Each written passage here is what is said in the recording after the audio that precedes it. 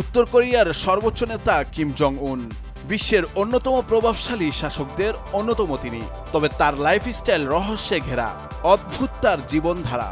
মরণের ভয়ে বিমানে ওঠেন না তিনি। বিদেশে সফরের জন্য রয়েছে বিশেষ ট্রেন। দেশটিতে গণমাধ্যমের সীমাবদ্ধতা থাকায় অজানা থেকে যায় তার সম্পর্কে।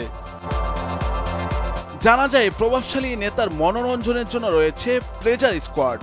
প্লেজার স্কোয়াড নিয়ে স্পর্শকাতর অনেক খবর শোনা যায়।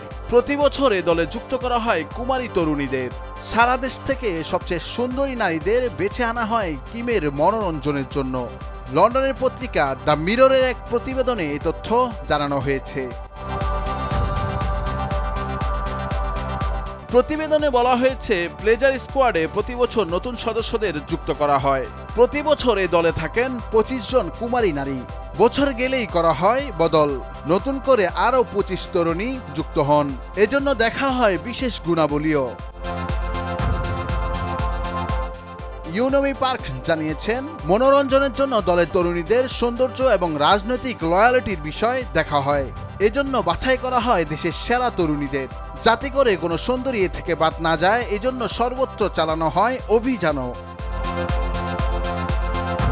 সংবাদ মাধ্যম ডেইলি স্টার জানিয়েছে, কোনো তরুণীকে একবার বাছাই করা হলে তার পারিবারিক অবস্থার খোঁজ নেওয়া হয়। এরপর বিবেচনায় রাখা হয় রাজনৈতিক অবস্থাও। এছাড়া এসব তরুণীদের কারো আত্মীয় উত্তর কোরিয়া থেকে পালিয়ে গেলে বা দক্ষিণ কোরিয়া সহ অন্যান্য দেশে আত্মীয় স্বজন থাকলে তাকে বাদ দিয়ে দেওয়া হয়। এসব প্রক্রিয়ার পর তরুণীদের কুমারিত্ব পরীক্ষা করা হয়।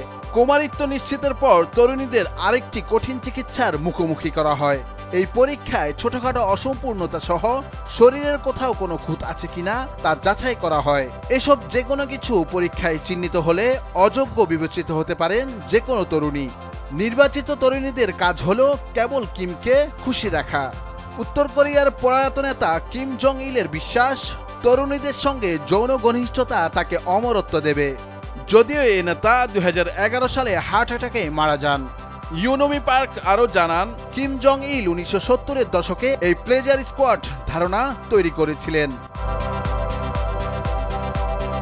তিনি ভেবেছিলেন, যদি আমি কিছু সুন্দরী মেয়েকে বাছাই করি এবং তাদের আমার বাবা কিম ইল সুং যেখানে থাকেন সেখানে রাখি, তবে তিনি এটি খুব আনন্দদায়ক মনে করতে পারেন।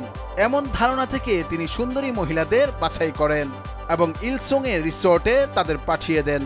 কিম ইল সুং বিষয়টি এতটাই পছন্দ করেছিলেন যে তিনি কিম জং ইলকে তার উত্তরসূরি হিসেবে মনোনীত করেছিলেন।